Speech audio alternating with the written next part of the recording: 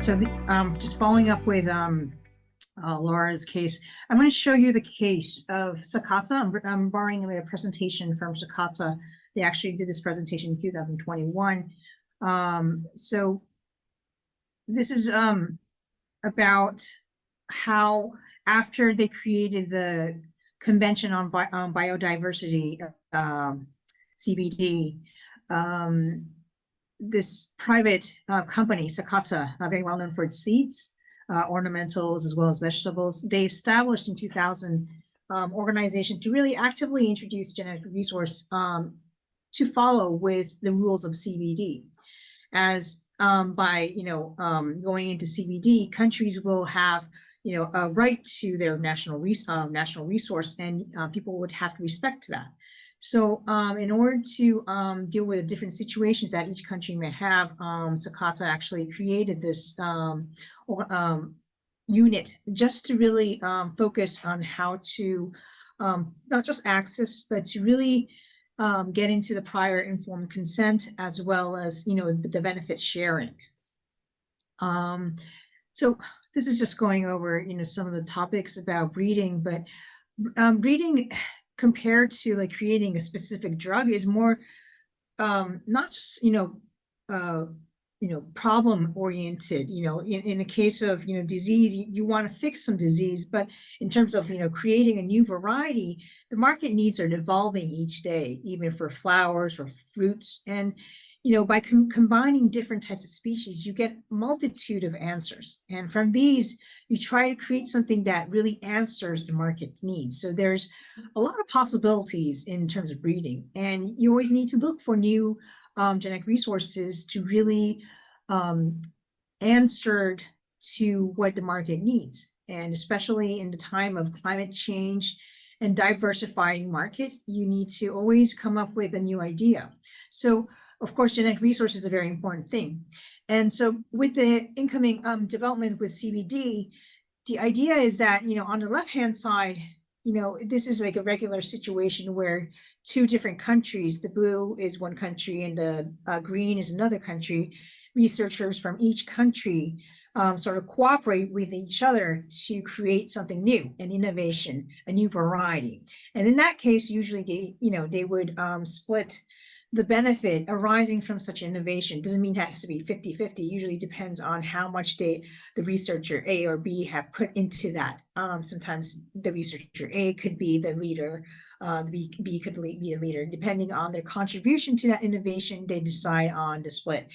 But with CBD, it recognizes the right of the country or the region who provides that resource. And so there's always that portion that is given back to the country of origin. So with the benefits shared by the researcher, there's also that part that goes back to the country. So this is the most important part of CBD. And so for Japan and Sakata, we knew that Argentina, with this vast land, east is a variety, west is Andes, south is the desert, north is the rainforest. It is a beautiful country I want to visit. But so basically it has a diversity of natural resources. And so JICA started in 1999 to really help search what's there. So even if there are a lot of natural resources, this is a very important point, is that people who live there, I mean, even for us too, like living, sometimes we do not know that the weed that you see in front of your house could be something valuable. It might have some disease resistance. It might have some kind of resistant to drought or like heat. It might have features of the flower petal that maybe somebody in your country would not appreciate, but somebody outside of your country might appreciate. So there's a lot of things that you wouldn't know unless you really go into and really see what you have. And so JICA in 1999 decided to do the search and went over to find 2,000 different materials of flowers all over Argentina. This is the red line that you see that they actually used to do the excavation. Each year they would bring in professors of these to actually do this research to look for valuable traits. And they actually, in this process, did a lot of technology transfer to INTA in terms of evaluation of the characteristics and also how to preserve this in their gene bank. So it really developed, it increased the development of their gene bank, especially because I think a lot of countries really focus on, say, food security, Japan too.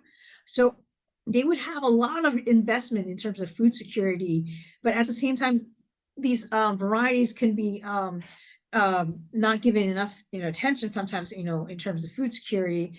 So, I mean, I think it was a really good time to really look into the resource and the discovery process for Argentina as well, to really tap into what they had in terms of these valuable treasures that they had.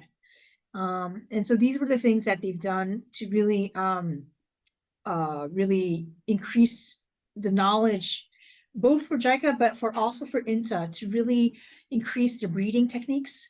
After this was done, INTA were able to really, breed on their own through the gene bank that they created, also increasing their gene bank through the evaluation techniques they have developed. So these are some of the field trials that were done in INTA. On the right-hand side, you can see all these species that were actually taken care of through the expedition. Some actual cultivation tests through the breeding techniques that they developed with JICA. Some of the technology transfer that were done by JICA to INTA.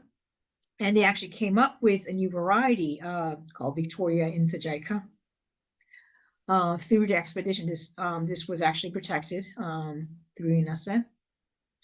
And after this project, did Sakata come in? So JICA is it's Japan International Cooperation Agency. It's a governmental agency that actually provides international cooperation support. But through that project, there was a seed of further cooperation. And in the last year of JICA project, Sakata, they were introduced to really make this move forward in terms of looking into selling new plant varieties that were created from these expeditions, not just in Argentina, but outside of Argentina. So before, when they were doing it with JICA, the focus was more domestic in Argentina to really look for, varieties that could be used of Argentina. But the second phase with Sakata was to really use these varieties to receive benefit from overseas. So with Sakata joining, the good point was that Sakata has, it has a very long history of creating new varieties in overseas market. So they knew what they were looking for. They would look for things that could make market value. So these were the kind of things that they had that I wouldn't have as a government official. And so they would, say that, these could be, these kind of flowers could be marketable. And so INTA and Sakata together went into the expedition to find things that could be really valuable in terms of market needs, both domestic and foreign. And before they moved on, they created a basic agreement whereby how they're gonna, share the benefits. So if INTA was going to go by themselves, they would be having a much higher royalty. If together Sakata and INTA were gonna do it, I think, and if there were more breeding activities contributed by Sakata, the royalty will be a little higher for Sakata as well. But in any case, INTA, as well as the country, the region that provided the genetic resource, would receive enough royalty, and they decided on that. And when they agreed with it, they moved on to go into the expedition evaluation and the breeding. So this is a very important point that they made. It was very important that INTA had this already developed a way of thinking of how should they share the benefit, how should they go around this. And so it was really good that they were able to find this agreement before they went in. And so with that agreement done, they went to all these different places in Argentina, from high temperature zone to arid zone, they also went to the central zone. I would love to visit because I cannot explain how the environment here. I would rather want Maria to join in to tell me what this is, but these are the places they've been. They've done joint evaluation. They collected these the characteristics and filed these, conserved these in their gene banks. And of course, they started developing new plant varieties that could be of use. These were some of the charts that they recorded in terms of the characteristics. And actually, of course, they received the royalty. They would, Sakata would pay the royalty payments with a prior agreed contract. These were sold in Japan, EU, and the United States. And with the gene bank, INTA also developed on their own new varieties that is now, being sold in Canada and the United States. So it has been a very, very interesting process for both of us. And actually, very interestingly, through the expedition, they actually discovered a new species. So they, it is not the Science magazine, but they produced an article to say that they found this new species. So these are the things that really is the benefit of providing a good system of access. Also, sorry, this is in Japanese. I'm totally sorry. I'm good, but because INTA was able to develop its own gene bank as well as accumulate that ability to evaluate and conserve genes, they were able to transfer this technology to all over South America, Brazil, Chile, Costa Rica, Peru, Ecuador. A lot of the members came to learn firsthand how they should evaluate, conserve, and also to breed these new flowers. So in a sense, this joint project between JICA, INTA, and then with Sakata really bloomed to really give the ability for INTA itself to really move on and further develop, and that could spill into other countries. So again, just going over some of the things that were happening for this is that with the joint project, I think from the Argentina side, I think they were able to really understand what the resource was for them and to really conserve these so that they can, in the future too, sustainably use these resources for their own good. And it also, allow them to really provide a design of how to, allow these access of genetic resource. I think in Argentina, they had to create that system to provide that benefit back to the regions that gave that genetic resource, and they have a really good established system that would work not with just Sakata, but also other countries that would be coming into Argentina. So I think it's a very good thing that they created that design, because a lot of countries don't have that. It's more so just restricting the access, or there's not enough mechanism to really show how to access it. So it's really difficult for countries outside of that country to really see how they can access that resource, and it's basically impossible sometimes when you don't know what to do. So I think it's really good that Argentina has a design of how can people access to their genetic resource, and also how Argentina INTA could provide back the benefits to the regions. So they have that established, and so it also allowed them to really disseminate the breeding results within their country, also giving them confidence to really go find ways to access market abroad of Argentina. So for Sakata too, I think it gave them a confidence that they could work with a partner country and see that this could work.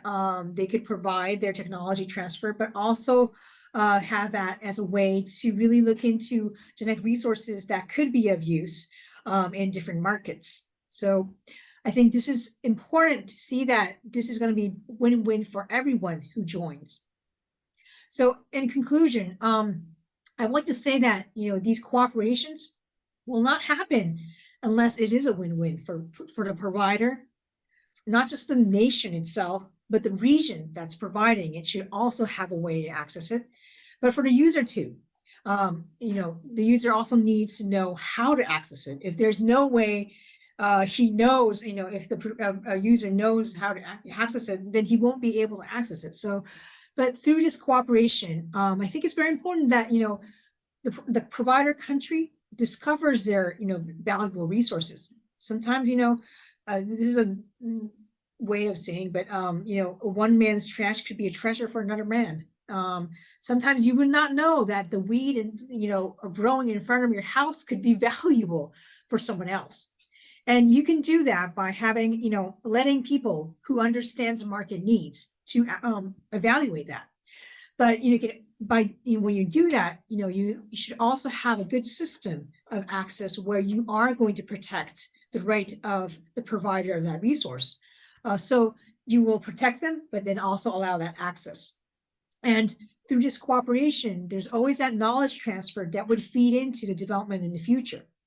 And most importantly, it's important that you receive these royalties over the years. I think Maria said that, but INTA and the regions that provided the genetic resources are receiving the royalties over the years of marketing these new varieties of flowers. So, but this would not be possible unless that country has a good system, meaning, a good PBP system that protects the IP.